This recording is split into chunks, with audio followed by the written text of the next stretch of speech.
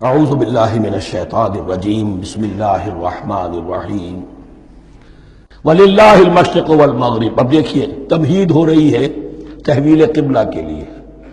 اب ظاہر بات ہے کہ بڑی حساس جو ہے وہ ایک کیفیت تھی یہ تو یروشلم کے ساتھ جن کو دلچسپی تھی اور ان کے دلوں میں اس کی عقیدت تھی، مکہ مکرمہ اور بیت اللہ کے ساتھ جن کو دلچسپی تھی اور ان کے دلوں میں اس کی عقیدت تھی، تو اس حوالے سے یہ قبلہ بدلنا اور 2 دفعہ بدلا ہے قبلہ۔ پہلے آ کے مدینے میں حضور نے یروشلم کی طرف 16 مہینے نماز پڑھی اور پھر تحویل قبلہ ہوا۔ تو اب اس میں کئی امتحان ہو گئے، وہ آگے آ جائے گا، لیکن اس کی تمہید باندھی جا رہی ہے للہ المشرق والمغرب۔ مشرق اور مغرب سب اللہ کے ہیں، یعنی اگر ہم رخ کرتے ہیں مغرب کی طرف تو اس کے معنی یہ نہیں ہے کہ اللہ مغرب میں ہے، معاذ اللہ۔ اللہ تو جہت سے، مقام سے، ماورا وراء الورا۔ تو یہ ہے کہ ایک یکسانیت پیدا کرنے کے لیے، اجتماعی رنگ دینے کے لیے ایک چیز کو قبلہ بنا دیا، علامت ہے۔ غالب نے ٹھیک کہا ہے، قبلے کو اہل نظر قبلہ نما کہتے ہیں۔ قبلہ جو ہے وہ مسجود تو نہیں ہے پرے سرحد ادراک سے اپنا مسجود۔ قبلے کو اہل نظر قبلہ نما کہتے ہیں۔ للہ المشرق والمغرب فإنما تولوا فثم وجہ اللہ، جدھر میں تم رخ کرو گے وہ اللہ ہی کا رخ ہے۔ ان اللہ واسع علیم، یقیناً اللہ بہت وسعت والا ہے، بہت وسعت والا ہے، وہ کسی سمت میں محدود نہیں ہے، اور علیم ہے، ہر شے کا جاننے والا ہے۔ دیکھیے یہاں یہ آیت کہہ کے اور چھوڑ دیا مسئلہ، اگلے مسئلے پر آگے آپ کو پتہ چلے گا کہ یہ در حقیقت ایک تمہید باندھی جا رہی ہے تحویل قبلہ کے لیے۔ وقالوا اتخذ اللہ ولدا سبحانہ، اور ان میں وہ بھی ہیں، اب ظاہر بات ہے یہاں پھر اشارہ ہو رہا ہے وہ اہل مکہ کی طرف، جنہوں نے یہ کہا ہے کہ اللہ نے اولاد اپنے لیے اختیار کی، یعنی وہ کہتے تھے کہ یہ جو فرشتے ہیں یہ اللہ کی بیٹیاں ہیں۔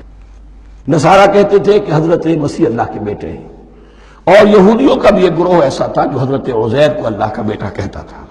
بل لہ ما فی السماوات والارض، نہیں، آسمانوں اور زمین میں جو کچھ ہے اسی کی ملکیت ہے، سب مخلوق ہے، مملوک ہے، خالق اور مالک صرف وہ ہے۔ کل لہ قانتون، اور سب کے سب اس کے فرما بردار ہیں، بڑے سے بڑا رسول، بڑے سے بڑا ولی، بڑے سے بڑا فرشتہ، بڑے سے بڑے اجرام سماویہ، سب کل لہ قانتون۔ بدیع السماوات والارض، وہ آسمان اور زمین کو پیدا کرنے والا ہے بغیر کسی شے کے۔ یہ ابداع اور خلق، ان میں فرق ہے۔ ابداع، بلکہ شاہ ولی اللہ دہلوی نے حجت اللہ البالغہ کا جو پہلا چیپٹر ہے اس کو یہی 3 عنوان دیے ہیں۔ اللہ تعالیٰ کے افعال بنیادی طور پر 3 ہیں، ابداع، خلق، تدبیر۔ ابداع ہے جسے انگریزی میں کہتے ہیں کریشن ایکس نہیلو، آدم نے محض سے کچھ بنا دیا، کچھ نہیں تھا اور بنا دیا، کن فیکون، یہ ابداع ہے۔ خلق ہے اب ایک چیز سے دوسری چیز بنانا، گارے سے انسان بنایا، یہ تخلیق ہے۔ آگ سے جن بنایا، یہ تخلیق ہے۔ نور سے فرشتے بنا، یہ تخلیق ہے۔ تو ابداع، بدیع وہ ہے کہ جس نے نئی چیز، اسی لیے بدعت ہمارے ہاں کہلاتی ہے وہ شے جو دین میں نہیں تھی اور خواہ لا کے شامل کر دی گئی، جس کی کوئی جڑ بنیاد دین میں نہیں ہے، وہ بدعت ہے۔ اس سے یہ لفظ بدیع السماوات والارض، وَإِذَا قَضَىٰ أَمْرًا فَإِنَّمَا يَقُولُ لَهُ كُن فَيَكُونُ، اس کی شان تو یہ ہے کہ جب وہ کسی معاملے کا فیصلہ کر لیتا ہے تو بس کہتا ہے کہ ہو جا، اور وہ ہو جاتی ہے۔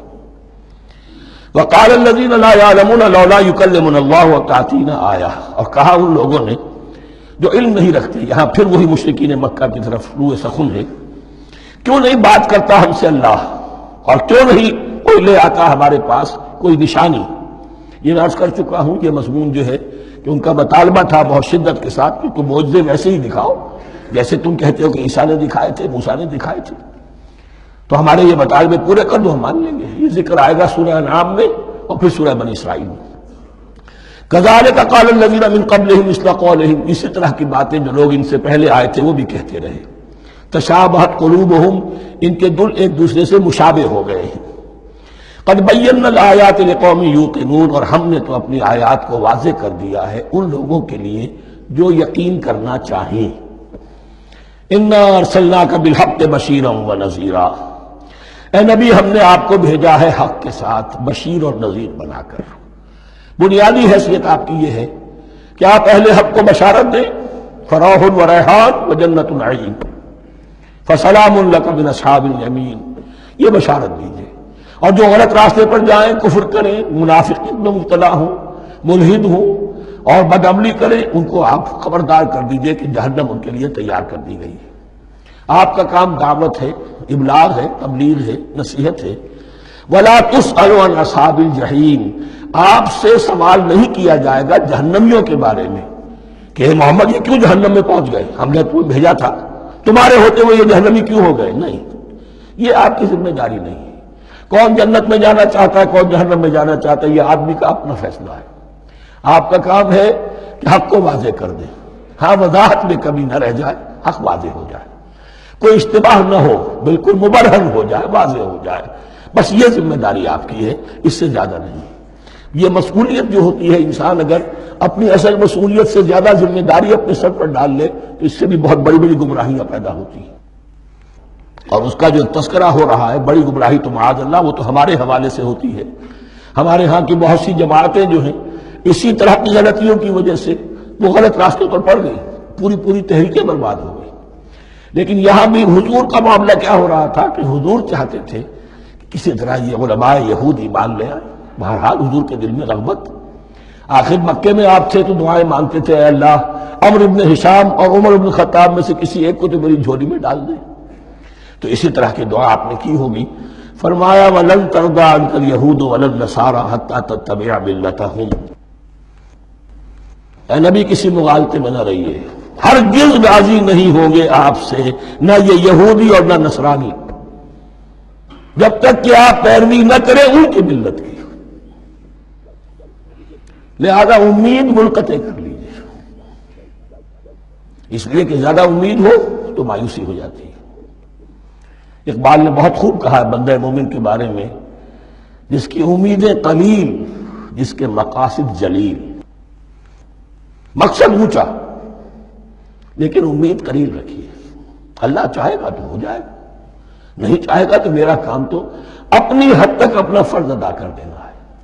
اس سے زیادہ کی جو ہے خواہش اپنے دل میں پالیں گے، کسی اجرت پسندی میں گرفتار ہو جائیں گے، کہیں دائیں بائیں ہک اور کرک کے ذریعے سے کہیں پہنچنے کی کوشش کریں گے اور اپنے آپ کو بھی برباد کر دیں گے۔ لن ترضى عنك اليهود ولا النصارى حتى تتبع ملتهم قل ان هدى الله هو الهدى، کہہ دیجئے دیکھو ہدایت تو ہے اللہ کی ہدایت۔ وَلَئِنِ اتَّبَعْتَ أَهْوَاءَهُمْ، اور نبی آپ بھی کان کھول کر سن لیں، اگر آپ نے ان کی خواہشات کی پیروی کی، یہاں ہم جوڑ دیں گے الفاظ بالفرض بفرض محال، اگر آپ نے ان کی خواہشات کی پیروی کی کہ کچھ چلو لے دو کر معاملہ کر لو، کچھ ان کی بات مانو، کچھ اپنی بات منوا لو۔ یہ مکے میں بھی قریش کی طرف سے بھی آیا تھا کہ کچھ اپنی بات منوا لیجئے، کچھ ہماری بات کمپرومائز کیجئے۔ اب ظاہر بات ہے کہ یہاں اب یہود کے ساتھ یہی معاملہ ہے۔ وَلَئِنِ اتَّبَعْتَ أَهْوَاءَهُمْ بَعْدَ الَّذِي جَاءَكَ مِنَ الْعِلْمِ مَا لَكَ مِنَ اللَّهِ مِنْ وَلِيٍّ وَلَا نَصِيرٍ، اور اگر بفرض محال آپ نے پیروی کی ان کی خواہشات کی، اس کے بعد کہ آپ کے پاس علم آ چکا، تو نہیں ہوگا کوئی بھی اللہ کے مقابلے میں آپ کے لیے کوئی مددگار یا حمایتی۔ معاذ اللہ معاذ اللہ، حق کی تلوار بڑی ننگی ہے۔ اور یہاں اللہ کا عدل یہ فرد سے فرد تک بدلتا نہیں ہے، نہ امت سے امت کی طرف بدلے گا۔ قوم اور کسی اور قوم سے ایک معاملہ، کسی دوسری قوم سے کوئی اور معاملہ نہیں۔ اللہ کے اصول ہیں، اللہ کے قوانین ہیں، اس کی فطرت ہے، فطرت اللہ التی فطر الناس علیہا۔ پھر یہ کہ اس کی سنت ہے، لن تجد لسنت اللہ تحویلا ولن تجد لسنت اللہ تبدیلا۔